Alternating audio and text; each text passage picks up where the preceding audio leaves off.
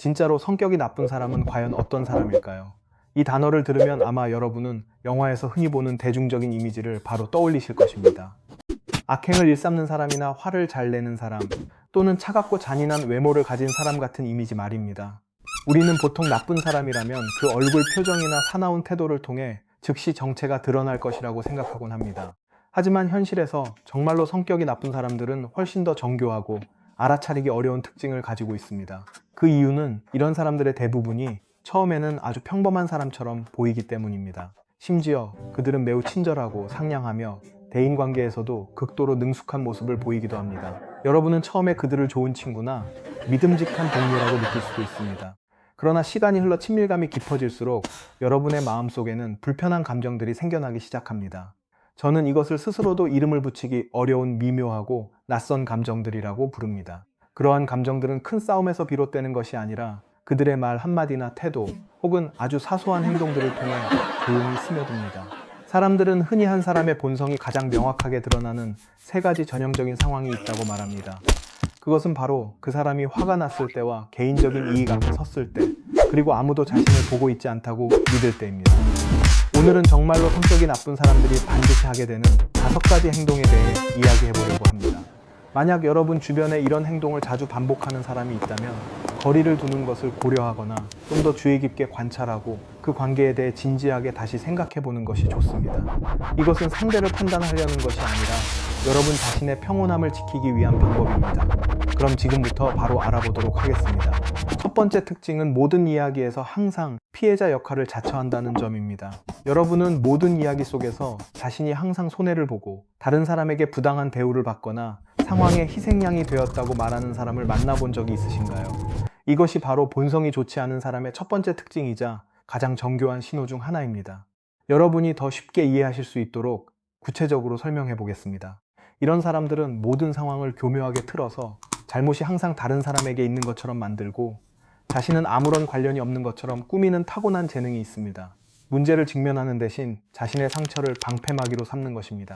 예를 들어 직장에서 어떤 프로젝트가 실패하거나 기한을 넘겼을 때 자신의 실수를 인정하는 대신 이렇게 말합니다. 나는 최선을 다했지만 동료가 제때 도와주지 않았기 때문이다 라고 하거나 상사가 너무 무리한 요구를 해서 압박감 때문에 일을 할 수 없었다라는 식입니다. 또는 개인적인 관계에서 과거의 인연들에 대해 이야기할 때도 항상 이런 식으로 묘사하곤 합니다. 내 인생을 거쳐간 모든 사람들은 다 나쁜 사람이었으며 그들이 나를 속이고 아주 힘들게 했다고 말입니다. 보시다시피 그들의 세상 속에서는 온 세상이 자신에게 빚을 지고 있는 것처럼 보입니다. 그들은 왜 그렇게 행동하는 것일까요? 심리학적으로 깊이 분석해보면 이것은 자아를 보호하기 위한 극단적인 방어 기제입니다. 그들은 자신의 실수를 인정해야 할 때 스스로의 가치가 위협받는다고 느낍니다. 피해자 역할을 함으로써 그들은 2가지 목적을 달성합니다. 하나는 책임을 회피하는 것이고 다른 하나는 주변 사람들로부터 관심과 동정심을 얻는 것입니다. 그들은 약함이라는 것을 일종의 무기로 사용하여 여러분의 감정을 조종하며 여러분이 그들을 돕지 않거나 그들의 편에 서지 않으면 마치 나쁜 사람이 된 것 같은 기분을 느끼게 만듭니다. 이로 인해 여러분이 겪게 되는 결과는 무엇일까요? 이런 사람 곁에 오래 머물다 보면 여러분은 극심한 피로감을 느끼게 되는데 이것을 공감 피로라고 부릅니다. 여러분은 항상 그들을 위로하고 돕기 위해 애를 써야 하며 때로는 아무런 잘못이 없음에도 스스로를 자책하게 됩니다. 이 시점의 관계는 더 이상 공평한 교류가 아니라 여러분의 긍정적인 에너지를 모두 빨아들이는 기계와 다름없습니다. 여러분에게 드리는 조언은 그들이 과거를 어떻게 이야기하는지 주의 깊게 관찰하라는 것입니다. 만약 그들이 알고 지낸 모든 사람들이 나쁜 사람이거나 잘못을 저지른 사람뿐이라면 그때는 큰 의문표를 던져봐야 합니다. 성숙하고 올바른 사람이라면 모든 일에서 자신의 책임이 무엇인지 돌아볼 줄 알기 때문입니다. 이를 확인하는 가장 좋은 방법은 그들이 어려움에 처했을 때 문제 해결에 집중하는지 아니면 한탄하고 남 탓을 하는 데 집중하는지를 보는 것입니다. 이때야말로 가식 없는 진짜 본성이 드러나는 순간입니다. 2번째 특징은 선택적이고 가식적인 친절함입니다. 한 사람의 본 모습을 알고 싶다면 그에게 아무런 이득을 줄 수 없는 사람들을 어떻게 대하는지 보라는 아주 유명한 말이 있습니다. 이 점은 진짜로 성격이 나쁜 사람들의 매우 명확한 특징입니다. 그들은 극도로 친절하지만 그 친절함은 오직 자신에게 도움이 되는 사람이나 중요한 인물이 지켜보고 있을 때만 발휘됩니다. 여러분은 일상적인 행동을 통해 이것을 쉽게 발견할 수 있습니다. 예를 들어 회사 회식 자리에서 그들은 고위 간부나 영향력 있는 동료들에게는 매우 상냥하고 예의 바르게 행동하며 기꺼이 도움을 주려고 합니다. 하지만 그 직후에 식당 종업원이나 청소원과 마주할 때 그들의 말투는 즉시 바뀝니다. 거만하고 냉담해지거나 심지어 상대를 무시하기도 합니다. 또 다른 예로 인터넷 소통 매체에 사진을 올리기 위해 봉사활동에는 열정적으로 참여하면서도 정작 진심 어린 도움이 필요한 가족이나 친구가 있을 때는 완전히 무관심한 모습을 보이기도 합니다. 그들은 왜 이렇게 행동하는 것일까요? 심리를 깊이 들여다보면 이것은 인간관계를 도구로 생각하는 사고방식에서 비롯됩니다. 그들에게 사람은 사랑하거나 존중해야 할 대상이 아니라 성공을 위한 사다리나 자신의 이미지를 돋보이게 해주는 배경일 뿐입니다. 그들은 친절을 일종의 투자로 계산합니다. 내가 이 사람에게 잘해주면 나에게 무엇이 돌아올까라고 생각하는 것입니다. 그들은 진정한 자존감이 부족하기 때문에 가식적인 친절로 완벽한 껍데기를 만들어 사회적 인정을 얻으려 합니다. 이런 사람 곁에 있으면 여러분은 항상 주변에 맴도는 가식적인 분위기를 느끼게 될 것입니다. 결코 진실한 마음을 느낄 수 없습니다.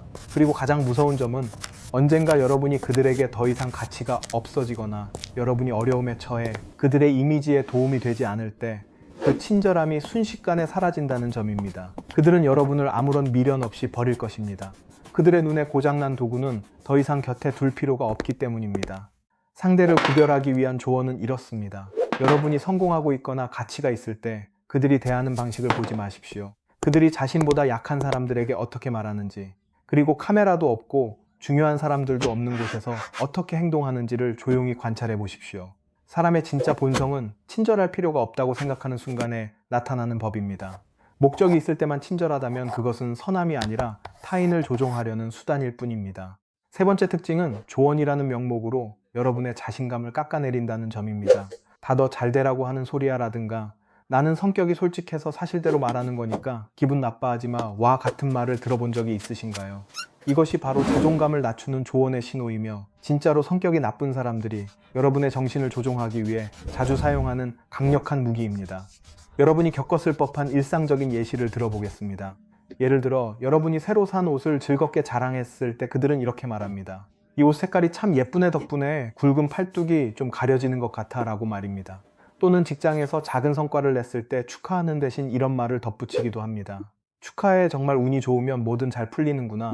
다음에는 실력으로 해내면 더 좋겠다 라고 말이죠. 보시다시피 겉으로 듣기에는 걱정해주거나 칭찬하는 것 같지만 여러분의 마음속에 남는 잔상은 허탈함과 자격지심, 그리고 스스로에 대한 의구심 뿐입니다. 그들은 왜 이렇게 행동할까요? 심리학적으로 분석해보면 이것은 매우 취약한 자아와 내면의 질투심이 드러난 결과입니다. 여러분이 발전하거나 행복해하는 모습을 볼 때 그들은 자신의 입지가 위협받는다고 느낍니다. 안도감과 우월감을 되찾기 위해 그들은 여러분을 밑으로 끌어내릴 방법을 찾아야만 합니다. 그들은 설탕을 입힌 부정적인 조언을 사용하여 여러분을 자신들보다 낮은 위치에 묶어둡니다. 만약 그들이 여러분으로 하여금 스스로가 부족하거나 운이 좋았을 뿐이라고 믿게 만들 수 있다면 여러분을 조종하기가 훨씬 쉬워집니다. 이것은 타인의 자신감을 파괴함으로써 자신의 낮은 자존감을 보호하려는 방식입니다. 이로 인해 여러분이 겪게 되는 결과는 매우 조용하지만 치명적입니다. 이런 사람 곁에 있으면 좋은 일을 공유하는 즐거움을 점차 잃게 됩니다. 여러분은 스스로를 비판하는 습관이 생기고 항상 자신이 부족하다고 느끼게 됩니다. 이러한 독성은 서서히 스며드는 독약과 같아서 가스라이팅을 당하게 만듭니다. 즉 자신의 감정과 능력을 더 이상 믿지 못할 정도로 심리적 조종을 당하게 되는 것입니다. 이를 파악하기 위한 조언은 대화가 끝난 후 여러분의 몸과 마음의 느낌에 집중해 보라는 것입니다. 그들의 조언을 들은 후 변화할 동기가 생기는 것이 아니라 마음이 무겁고 기운이 빠지며 위축되는 기분만 든다면 그것은 결코 진심 어린 충고가 아닙니다. 진정으로 좋은 사람은 존중과 격려를 담아 여러분의 실수를 지적해 주지만 나쁜 사람은 여러분의 약점을 농담이나 비하의 도구로 사용합니다. 이때야말로 그들이 가식을 벗어던지고 타인을 짓밟고 올라서려는 본능을 드러내는 순간입니다. 네 번째 특징은 여러분이 더 이상 이용 가치가 없을 때 태도가 즉시 변한다는 점입니다. 여러분은 이런 기분을 느껴본 적이 있으신가요? 평소에 아주 가깝게 지내며 자주 연락하고 관심을 가져주던 사람이 여러분의 상황이 변하자마자 갑자기 냉담해지거나 혹은 흔적도 없이 사라지는 경우 말입니다. 이것이 바로 성격이 정말 나쁜 사람의 이기적인 본성을 가장 잘 보여주는 행동입니다. 먼저 아주 전형적인 두 가지 사례를 들어보겠습니다. 첫 번째는 직장에서의 경우입니다. 항상 여러분과 영혼의 단짝처럼 행동하며 점심도 같이 먹고 온갖 비밀을 공유하던 동료가 있었다고 가정해 봅시다. 하지만 여러분이 부서를 옮기거나 퇴사를 결정하여 더 이상 그들에게 도움을 주거나 정보를 제공할 수 없는 위치가 되는 순간 그들은 여러분을 마치 모르는 사람처럼 대합니다. 안부를 묻는 가벼운 메시지조차 주고받기 어려운 사이가 되어버리는 것입니다. 두 번째 사례는 사회적 관계에서의 모습입니다. 그들은 오직 인맥이 필요하거나 돈을 빌려야 할 때 혹은 여러분의 전문적인 도움이 필요할 때만 여러분을 찾습니다. 그럴 때 그들은 세상에서 가장 달콤하고 친절한 말을 건넵니다. 하지만 여러분이 요청을 한 번이라도 거절하거나 혹은 그들이 목적을 달성하고 나면 태도는 180도 달라집니다. 너무나 순식간에 뜨거웠던 태도가 차갑게 식어버리기 때문에 여러분은 내가 무언가 잘못한 것은 아닐까 하고 자책하게 됩니다. 그들은 왜 이렇게 잔인하게 행동할 수 있는 것일까요? 심리적으로 깊이 분석해보면 이런 사람들은 인간관계를 철저히 사용 가치에 따라 판단하는 사고방식을 가지고 있습니다. 그들의 세계관에서 인간은 마음을 나누는 대상이 아니라 하나의 자원일 뿐입니다. 그들은 여러분을 마치 물건처럼 생각합니다. 새 것이고 유용할 때는 아끼지만 가치가 다하거나 더 이상 쓸모가 없어지면 아무런 고민 없이 버리는 것입니다.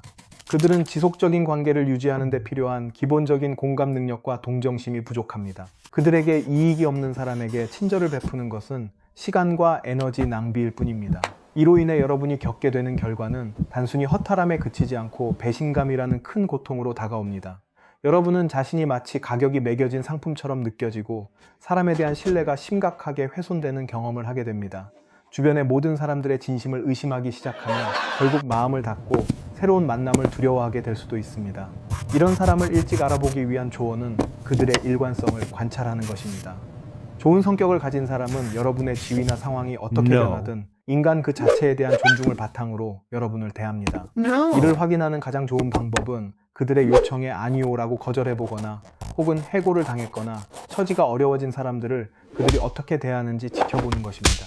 그때야말로 그들이 연극을 할 이유가 사라지는 순간이며 그들의 차가움과 무관심을 통해 진짜 본성이 명확하게 드러나게 됩니다. 다섯 번째 특징은 타인의 실패를 보며 은밀하게 즐거워한다는 점입니다. 심리학에는 타인의 고통을 보며 기쁨을 느끼는 감정을 뜻하는 샤덴프로이데라는 용어가 있습니다.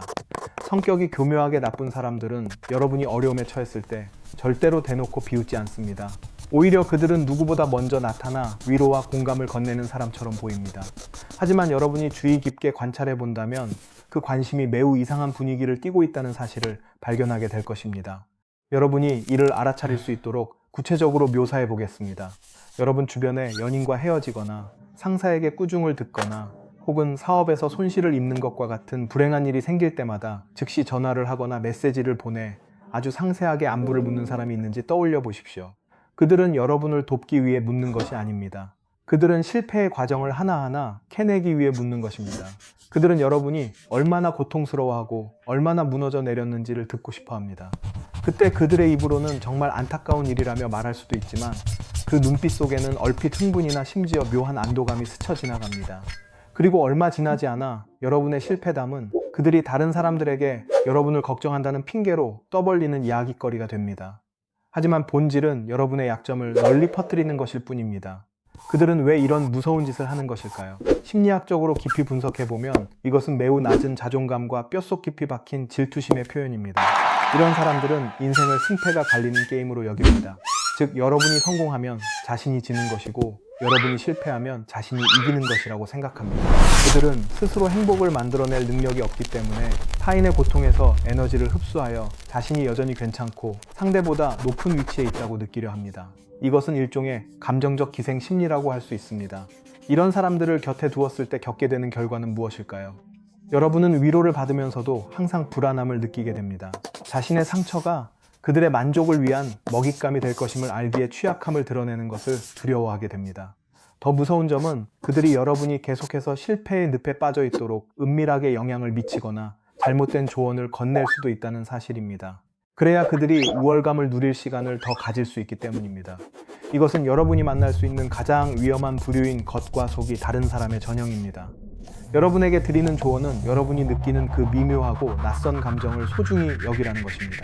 여러분이 슬픔을 이야기할 때 상대방이 진심으로 공감하기보다는 그 이야기를 즐기고 있다는 직감이 든다면 즉시 멈추십시오. 더 이상의 정보를 주지 마십시오. 이때가 바로 그들이 가식적인 태도를 거두는 순간입니다. 여러분의 부정적인 소식에 지나치게 열광하는 모습에서 그들 내면의 만족감이 무의식적으로 드러나기 때문입니다. 이런 사람으로부터 자신을 지키는 가장 좋은 방법은 거리를 멀리 두는 것입니다. 그리고 여러분이 웃을 때 진심으로 기뻐해주고 여러분이 울 때 함께 아파해줄 줄 아는 진짜 사람들과만 중요한 것을 공유하십시오. 지금까지 우리는 진짜로 성격이 나쁜 사람이 반드시 하게 되는 5가지 행동에 대해 함께 살펴보았습니다. 이러한 행동들은 처음에는 아주 작은 씨앗과 같을 수 있습니다. 그것은 여러분이 너무 예민하다고 생각하며 대수롭지 않게 넘겼던 미묘하고 낯선 감정이나 가벼운 불편함일 것입니다. 하지만 여러분도 아시다시피 관계가 지속될수록 이러한 부정적인 영향은 점차 커지게 됩니다. 마치 소리 없이 흐르는 지하수가 여러분의 자신감과 마음의 평온을 서서히 갉아먹는 것과 같습니다. 저는 인간관계가 각자 인생의 삶의 터전이라고 믿습니다. 나무가 잘 자라기 위해 좋은 토양이 필요하듯이 사람도 꽃을 피우기 위해서는 건강한 관계가 필요합니다. 여러분이 누구와 교류하기로 선택하느냐에 따라 스트레스의 정도나 행복, 그리고 인생의 성공 여부까지도 크게 달라질 수 있습니다. 만약 여러분 주변을 항상 여러분을 깎아내리거나 이용하고 혹은 여러분의 실패를 즐기는 사람들로 채운다면 아무리 노력해도 삶은 매우 고단해질 수밖에 없습니다. 그러므로 누군가와 함께 있을 때 아주 작은 불편함이나 무언가 잘못되었다는 느낌이 든다면 그 감정을 소중히 여기십시오. 이성적으로 그들을 변호하려 애쓰지 마십시오. 여러분, 자신의 직관에 귀를 기울이십시오. 그것은 자연이 여러분을 보호하기 위해 선물한 조기경보 시스템입니다. 거절하는 법을 배우고 거리를 두는 것은 이기적인 행동이 아닙니다. 오히려 여러분의 인생과 미래를 지키는 가장 중요한 방법입니다. 오늘 영상이 주변 관계를 되돌아보는데 여러분께 조금이라도 도움이 되었다면 저에게는 큰 기쁨이 될 것입니다. 이러한 나눔이 유익했다면 좋아요를 누르고 채널을 구독하는 것을 잊지 말아 주십시오. 그래야 앞으로도 이와 같은 깊이 있는 대화를 계속 이어갈 수 있습니다. 여러분의 지지는 제가 심리학에 보이지 않는 구석까지 더 깊이 탐구할 수 있게 하는 큰 원동력이 됩니다. 마지막으로 마치기 전에 아래 댓글란을 통해 여러분의 이야기를 듣고 싶습니다. 이런 특징을 가진 사람을 만난 적이 있으신가요? 혹은 여러분이 생각하기에 우리가 경계해야 할 진짜로 성격이 나쁜 사람의 또 다른 행동에는 무엇이 있을까요? 우리가 서로 배우고 보호할 수 있도록 여러분의 경험을 공유해 주십시오. 그럼 들어주셔서 감사하며 다음 영상에서 다시 뵙겠습니다.